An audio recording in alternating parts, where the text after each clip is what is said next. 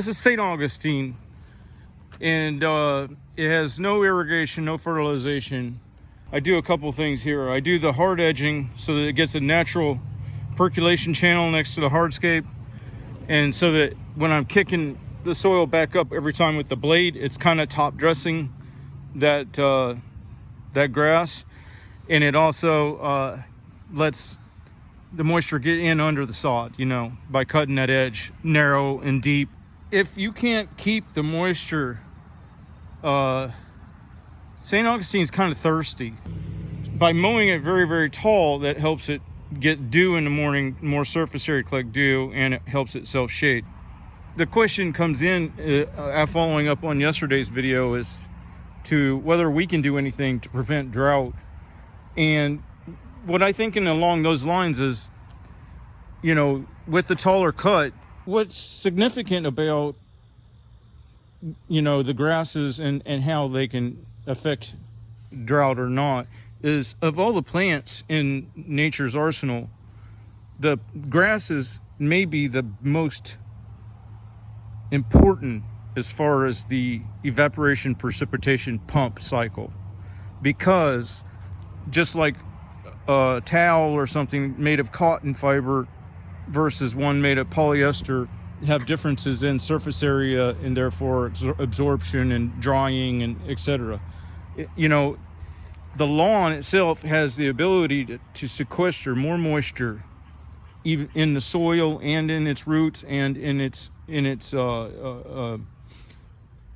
grasses that then become available for evaporation, which that sudden rush of evaporation, if it's a taller grass, can probably trigger precipitation.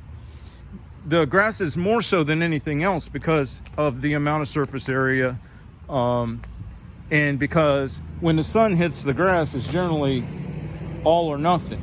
You know, if you go out into the woods and try to see where the sun's hitting and where it might be giving off evaporation, it's modeled at best, and most of the sun is hitting the leaves and stuff, which don't retain a lot of moisture for evaporation later in the day. So the grasses and the way they velcro in the moisture for that later in the day evaporation process have more benefit, I believe, in that cycle. And therefore, when we have that cycle, then we get rain regularly, which is more important than the amount of rain. Okay, so it's all done with the edging and string trimming and everything. People think cutting it high, you have to cut it more often. This here is absolute proof that that's not true. You get a homogenized species with a homogenized growth rate, and then it's dead level across the top. Even when it needs cut, it doesn't necessarily give the appearance of needing cut. Makes it optional whether to cut it or not. But a lot of people also say, well, mow things lower now because we're getting rain every day.